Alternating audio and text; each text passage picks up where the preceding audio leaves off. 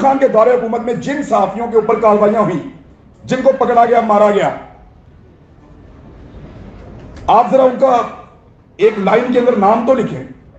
یہ وہ تمام لوگ ہیں جنہوں نے اسٹیبلشمنٹ کے خلاف کوئی نہ کوئی بات کی تھی۔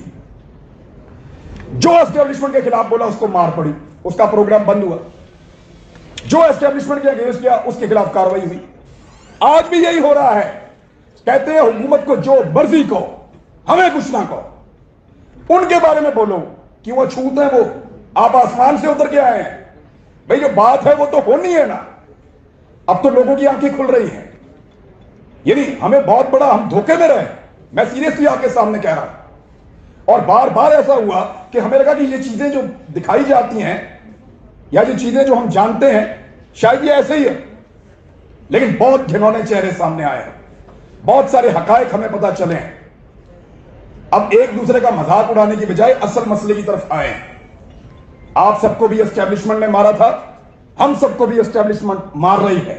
ارشد شریف کے قتل کے لیے بھی پاکستان کی اسٹیبلشمنٹ ذمہ دار ہے۔ 18 مقدمے تھے اس آدمی کے اوپر، غداری کے اور بغاوت کے۔